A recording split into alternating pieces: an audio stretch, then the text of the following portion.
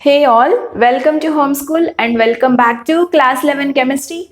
I am with the chapter Organic Chemistry. I have already completed the most important topic of this organic chemistry, that is IUPAC nomenclature.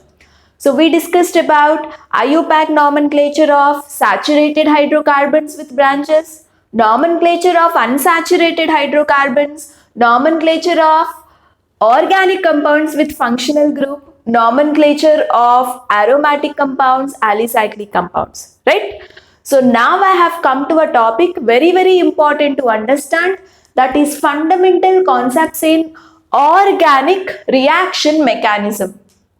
See, organic reactions are very important and they do happen in a certain way. You need to understand the logic behind the reaction, right? So there are many basic fundamental things that you have to understand before we actually study organic reactions and organic reaction mechanism. Okay, so reaction mechanism is nothing but a step by step process that a reaction takes place in a certain way.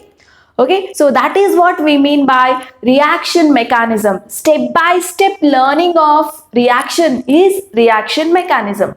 So here I am going to talk about a general idea how an organic reaction takes place, and there are two types of bond cleavages during organic reactions. One is homolytic cleavage, the other one is heterolytic cleavage. So let us understand these two types of cleavages first, and later we will try to understand something about intermediates like carbocation, carbanion and free radical. And most importantly, we will also try to understand so-called nucleophiles and electrophiles. Okay, so this much is the concept I am covering in today's class. So do watch the video till the end. Definitely all your basics regarding organic chemistry will become clear. Okay, so coming to the organic reaction mechanism, there is a certain way the organic reaction takes place, right? See, whenever you expect a chemical reaction, you have something in your left hand side that we will call it as reactants, and they react and you get a new substances which we call them as a product, right?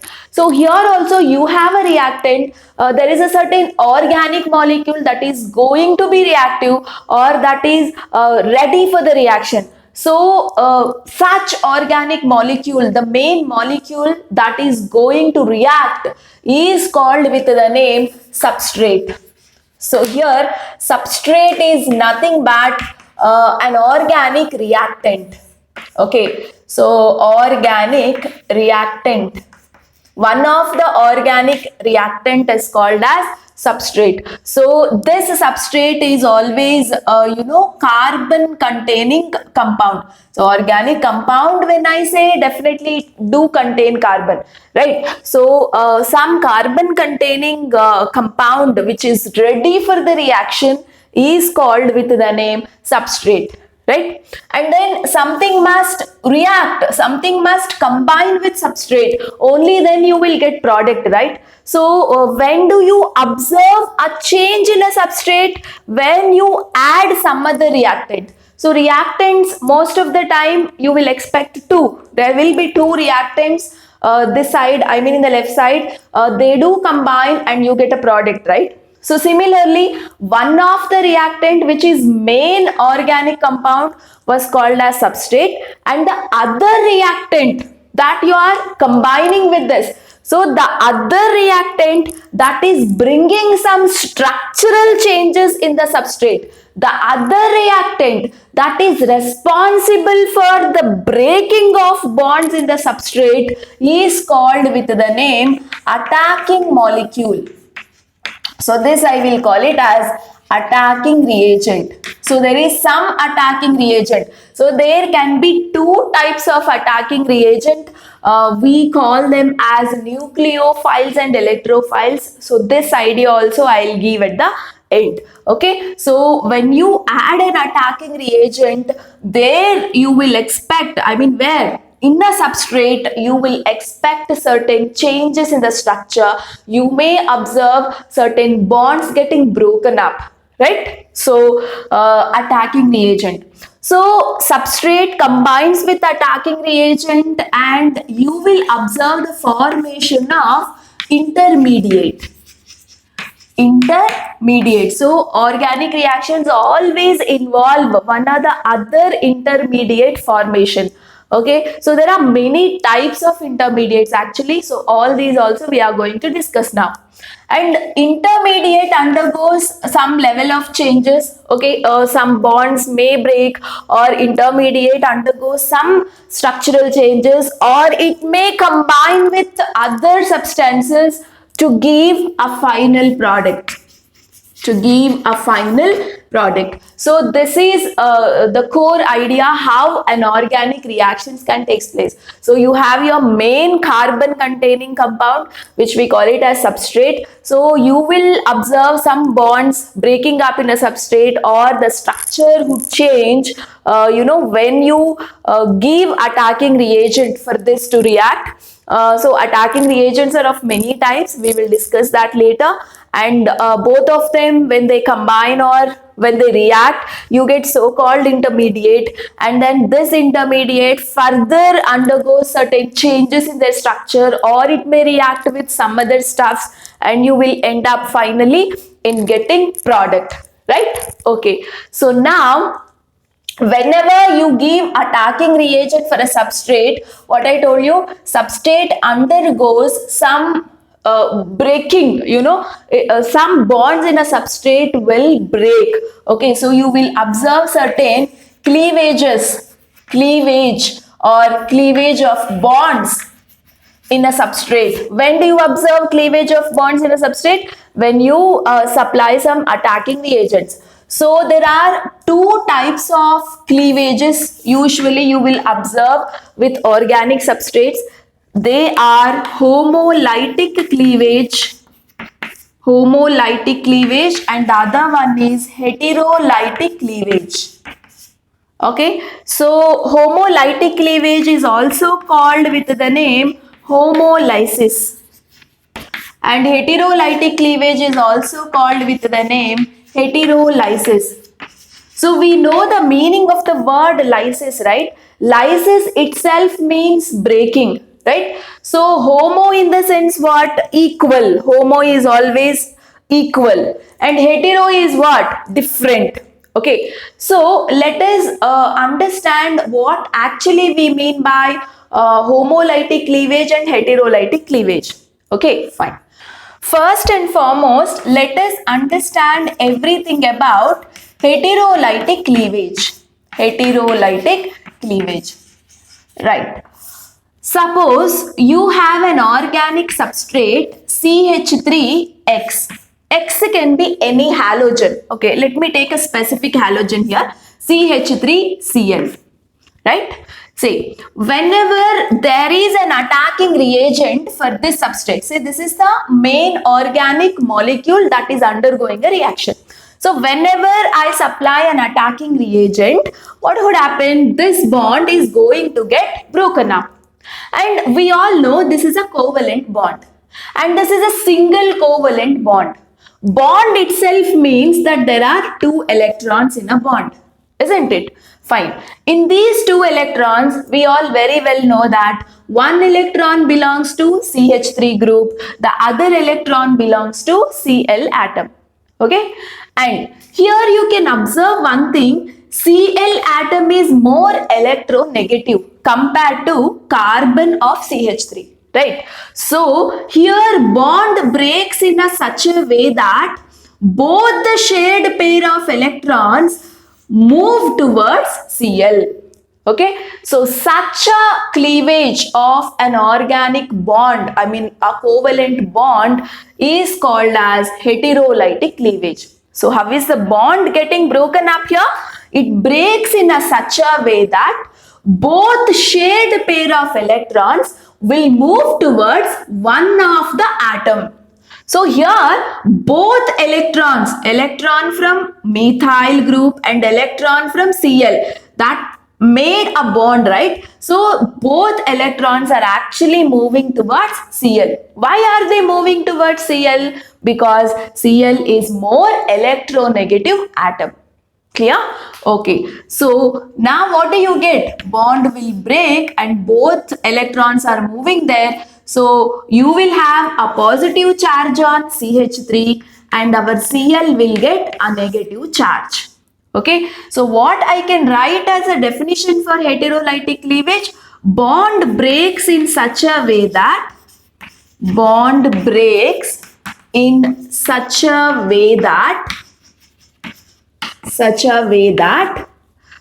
shared pair of electrons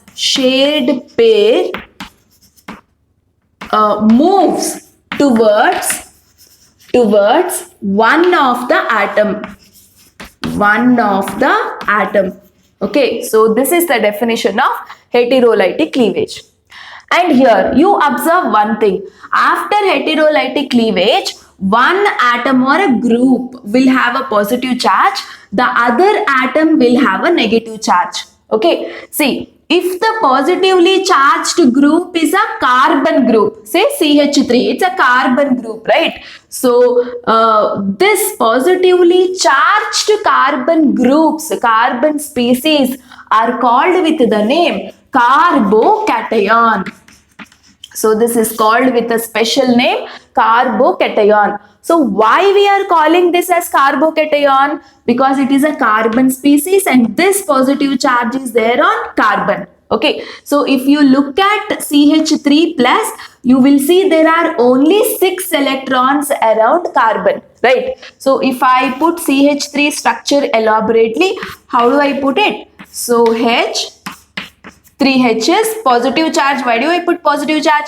You see how many electrons are there around carbon? One bond means 2 electrons. 2, 2, 2. Only 6 electrons are there. Okay. So it is there in a deficiency of 2 electrons. It wants 2 more electrons for its stability. That is why plus charge we have put on carbon. It has lost its electron to whom? To Cl.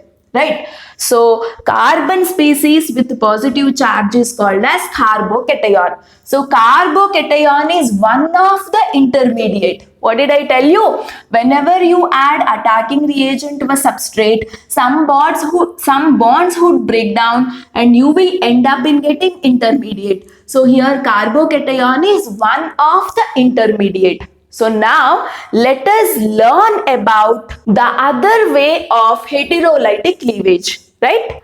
Fine. So observe this type of heterolytic cleavage. Suppose if we have a molecule CH3, say some electropositive element is there, okay, Cu is there. So we all know Cu is more electropositive than CH3. So here, in presence of some attacking reagent, if this bond have to be broken, here we can apply heterolytic cleavage.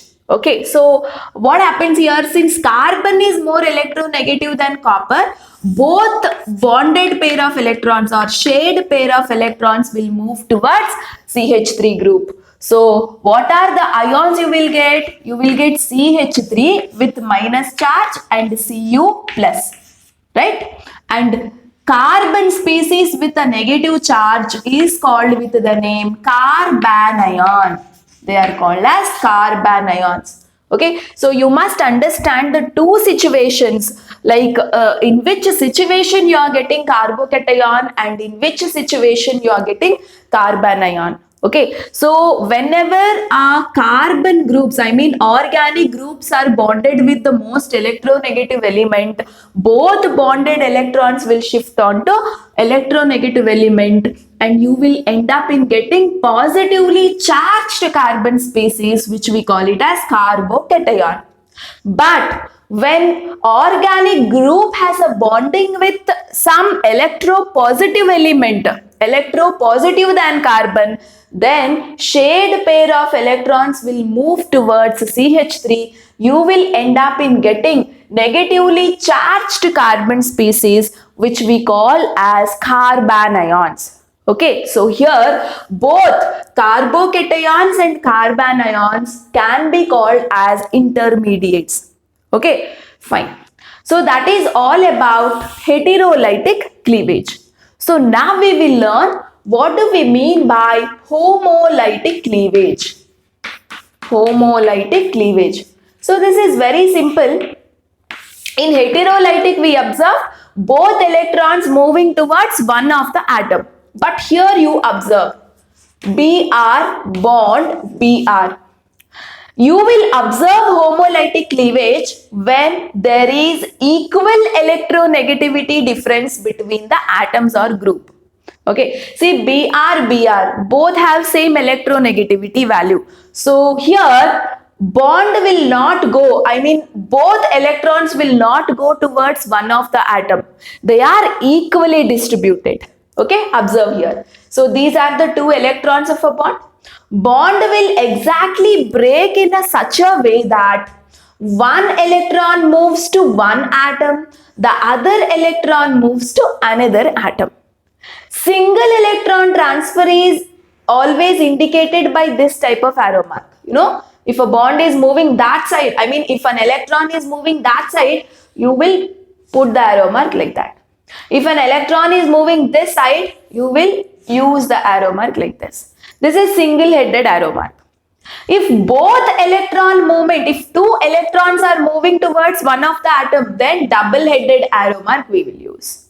Okay, so these arrow marks are used to show single electron transfer.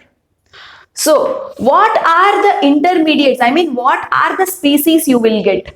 So one Br has one electron, the other Br has the other electron.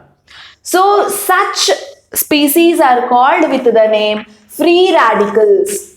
Free radicals. Very, very important.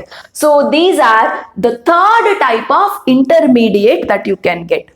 So when do we get free radicals? When a bond undergoes homolytic cleavage. So what is homolytic cleavage? Cleavage of bond in such a way that one electron of the shared pair goes to one atom, the other electron of the bonded pair goes to another atom. So single electron containing species you will get, and we call them as free radicals. So hope you understood the difference between carbocation, carbanion and free radicals, right? Carbanion and carbocations are formed by heterolytic cleavage. Free radicals are formed due to homolytic cleavage. Okay, so these are the two types of cleavages that you can observe in a substrate when you add an attacking reagent. So now I told you that carbocation, carbanion and free radicals are called as intermediates. Okay, now these guys, when they undergo certain change or when they react with some other substance, you will end up in getting product. Okay, now let us understand more things about these free radicals. So guys, now let us learn about more things on carbocations. Carbocations. So these are the very first major type of intermediates that can be formed during organic reactions. Okay, fine. So what are carbocations? Positively charged carbon species. Positively charged carbon species are called as carbocations. You know how and in which situations they are getting formed, right? So they are formed during heterolytic bond cleavage. Okay, so now if I have to talk about their reactivity, they are very reactive. You know, they are not stable in a nature, right? So the moment they form, they should react with someone else to give a product, or they should undergo some change in a structure to give a product, right? So they are very much reactive and they are very less stable. Okay, less stable in the sense they cannot stay for a longer time during a reaction. The moment they form, they quickly die. In a layman language, I can use that the moment they form, they will like to die. I mean to say, they eagerly wait for some reactions to happen with them, or they eagerly wait for some structural changes in them, ultimately end up in giving product. Okay, so that is the reason we say they are very, very reactive and less stable. And you know what, the carbon atom in carbocation, say for example, CH3 plus is the example for carbocation, I said, right? So this particular carbon, if you look at, it has only 6 electrons around it, only 6 electrons around it. So I can say they are electron deficient species. So they are electron deficient.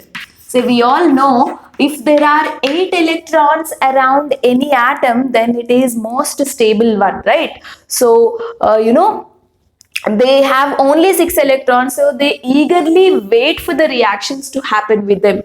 So they are electron deficient also.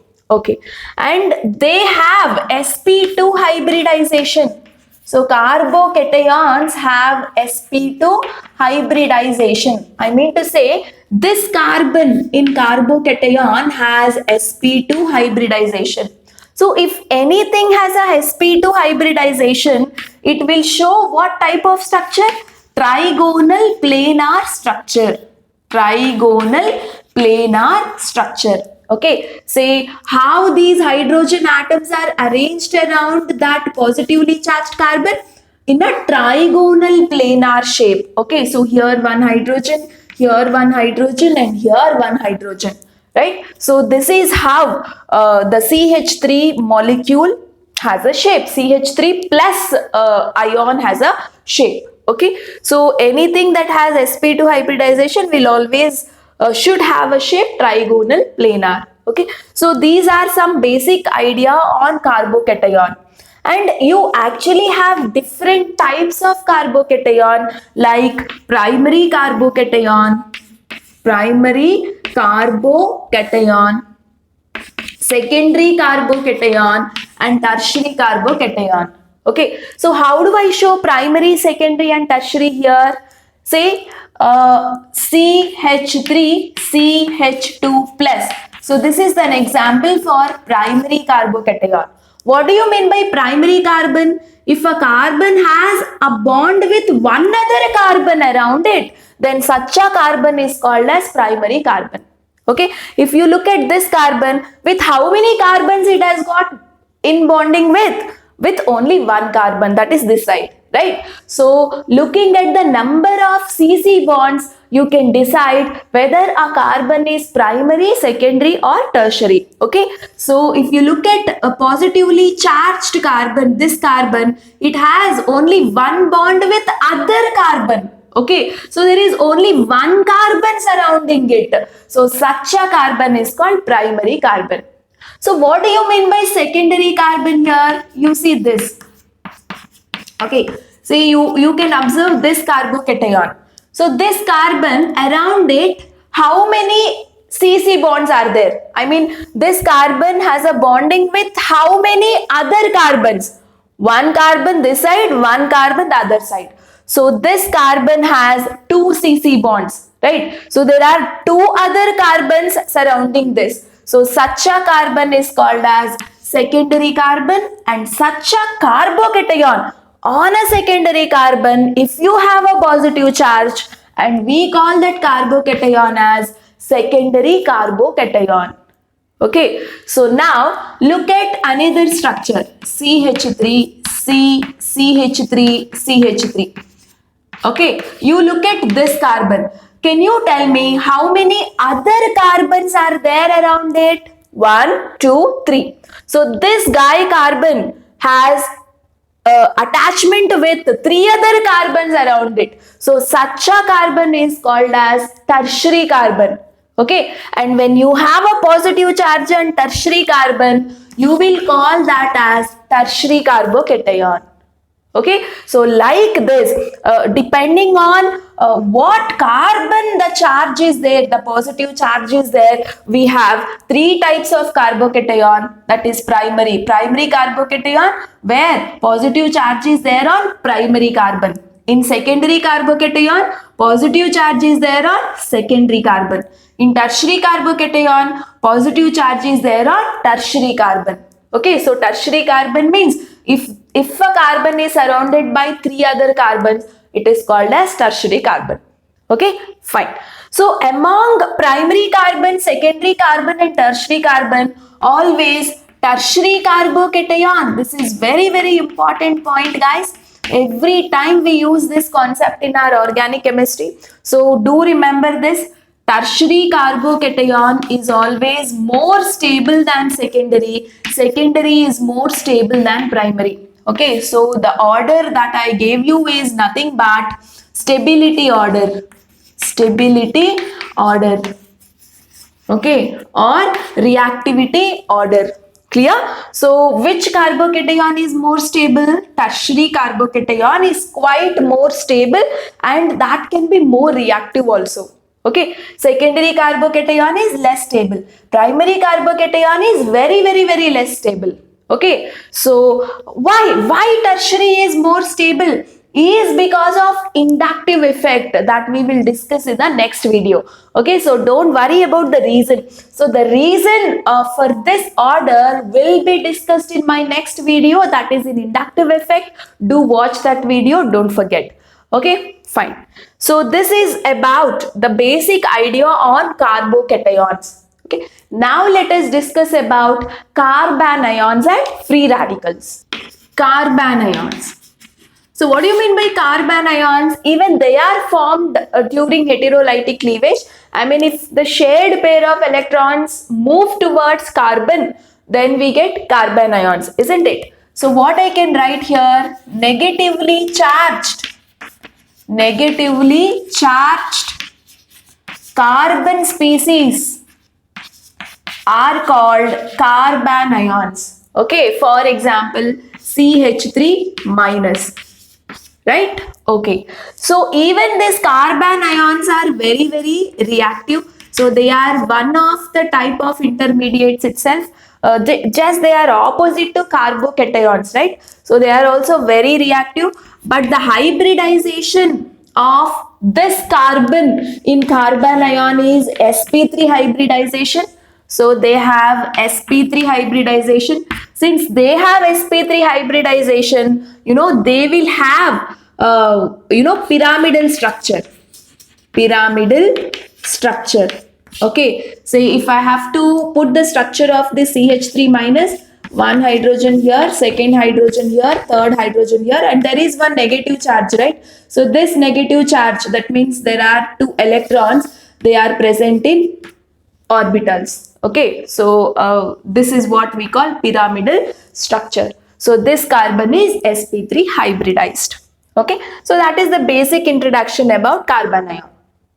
And here also we have 3 types of carbanions. They are primary carbanion, secondary carbanion and tertiary carbanion. So if I have to write the structure of primary carbanion, if I have a negative charge on primary carbon, it is called primary carbanion. If I have a negative charge on secondary carbon, it is called as secondary carbanion. So here it's very important to have an understanding about what is primary carbon and secondary carbon. I already told you, right? Carbon which has got only one bonding with other carbon, not with hydrogen. Only you have to look at the carbon. If a carbon has only one carbon surrounding it, then it's primary carbon. If a carbon has 2 carbons surrounding it, secondary carbon, right? So if a carbon has 3 carbons surrounding it, tertiary carbon. So when you have a negative charge on tertiary carbon, then we will call it as tertiary carbanion. Okay, so here if I have to give a stability order, so observe the stability order, it is exactly opposite to carbocations. So here, primary carbanion is more stable than secondary, secondary is more stable than tertiary. So don't worry about the reason I will be explaining in the next video. Okay, that is during inductive effect. Okay, clear. So that is all about carbanions. Now let us talk some details of free radicals here. See guys, Free radicals, they are also very important type of intermediates, right? And they are formed during homolytic bond cleavage. So they are very reactive intermediates. So they are very much reactive as well as very unstable, type of intermediates. Okay, so for example, CH3 with one electron, so this is methyl free radical, we call this as methyl free radical. Okay, fine. So even here actually tertiary free radical is more stable than secondary is more stable than primary. Just like carbocations, you have a stability order here. Here also the reason is inductive effect itself, which we will be discussing in our next video. Okay, so that is some basic aspects of free radical. Okay, so after this much, let me discuss about the type of attacking reagents. Okay, see, substrate undergoes homolytic cleavage or heterolytic cleavage based on the type of attacking reagent. Okay, so why do substrate is undergoing some structural changes? It is due to an attacking reagent. Okay, so we discussed the cleavages that can happen in a substrate, and we also discussed what are the types of intermediate that can be formed. Now we will discuss about the types of attacking reagent. Okay, types of attacking reagents, right? So mainly there are two types of attacking reagents, guys. One is called as nucleophiles. The other one is called with the name electrophiles. Nucleophiles and electrophiles. So here, what do you mean by nucleophiles? It's very simple. Nucleophiles are nucleus loving. That means they are actually electron rich species. Electron rich species are called as nucleophiles, and electrophiles nothing but electron loving species. Like when do we love electron? When do they love electron? When they do not have enough electrons, isn't it? When we don't have enough money, then we love to earn money, right? We will have more passion towards money. So when we don't have something, we love that and we want to have that always, right? So the same concept here, they are electron loving. Why do we call them as electron loving? Because they lack electron, right? They always wanted to have electrons, enough electrons. So that is the reason we call them electrophiles. So they are electron deficient species. Electron deficient species. Okay, so these are the shortcut definitions for nucleophiles and electrophiles. Let us see an example. See, nucleophiles examples. All negatively charged ions can act as nucleophiles. So, all negative ions. Okay, for example, you have CH3 minus, right? The intermediate, that is CH3 minus, itself can act as an attacking reagent somewhere, right? So all negatively charged ions like Br minus, Cl minus, say you have an ion Cn minus, okay, or any minus ion. Sometimes you may have H minus hydride ion. Okay, so any negative ion can act as a electrophile. Not only that, some neutral molecules with lone pair of electrons. Okay, say neutral molecules which have lone pair of electrons like H2O. There are two lone pairs on oxygen. NH3. There are one lone pair on nitrogen, right? So any negatively charged ion or any neutral molecules with lone pairs can be an example for nucleophiles. Okay, so similarly, what can be an example for electrophile? Any positively charged ion. Any positively charged ion can be an example.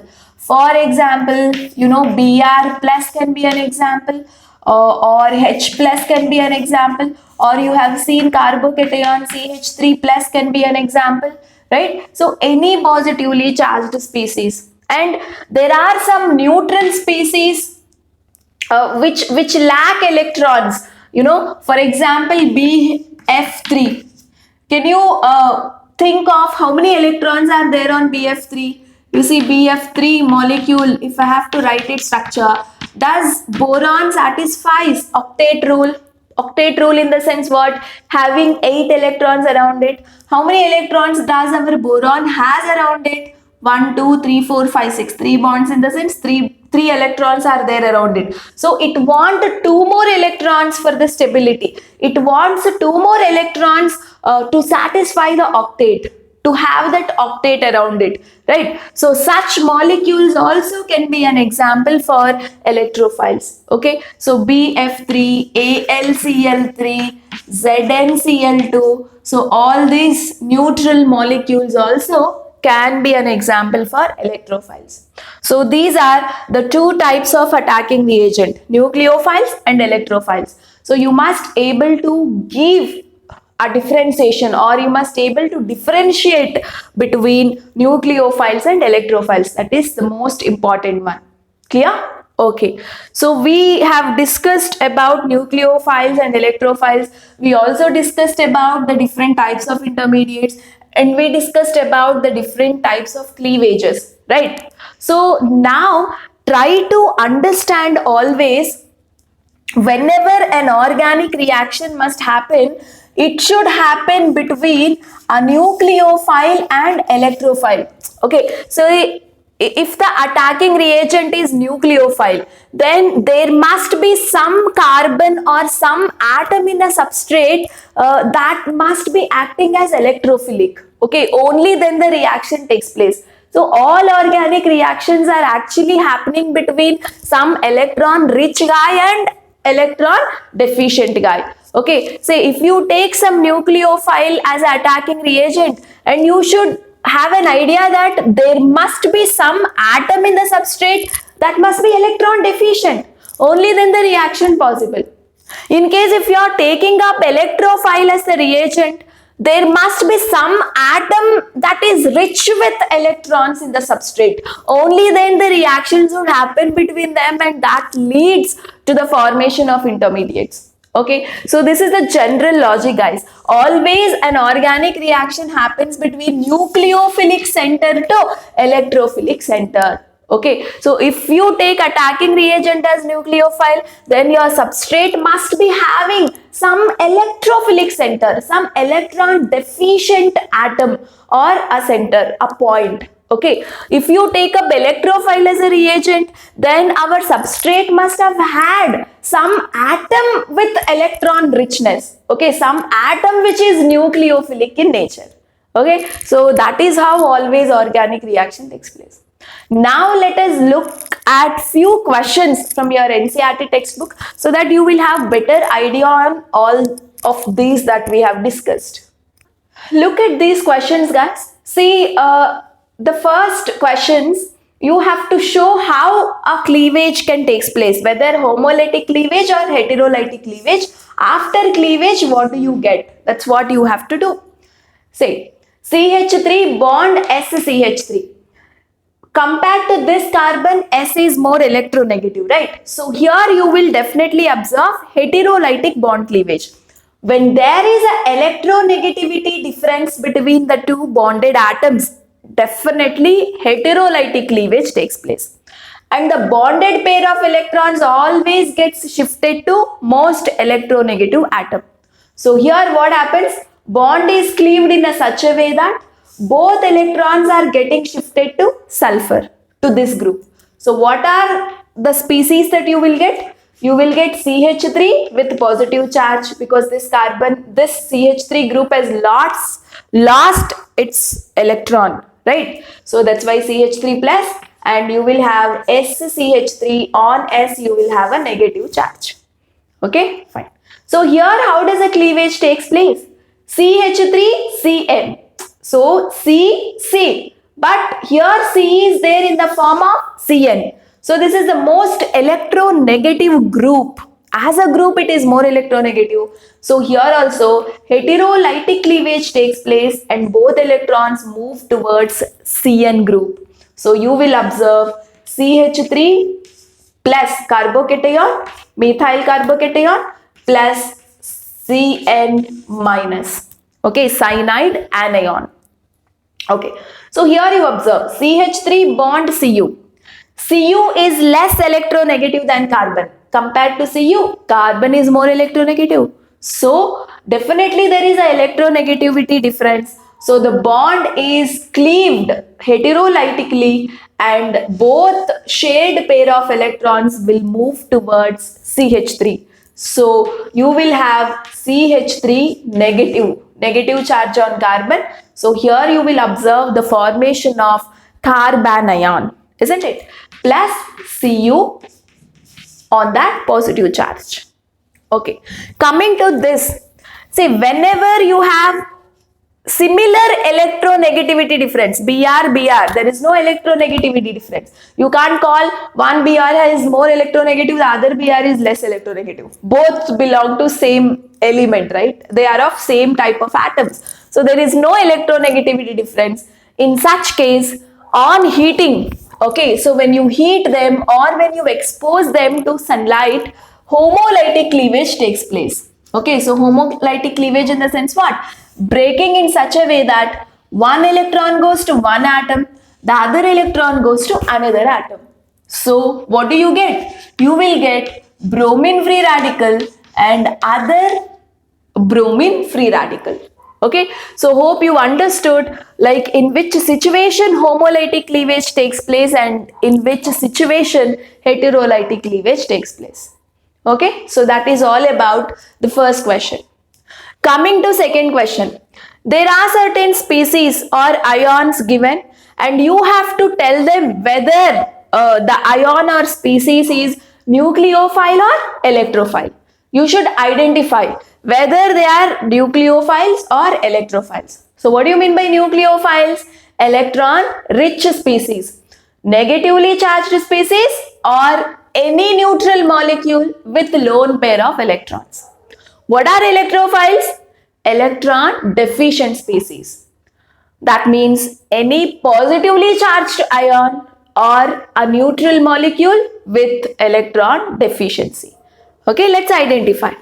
HS minus, say what I told you, negatively charged means they are electron rich. So electron rich in the sense this is nucleophile. This can act as a nucleophile.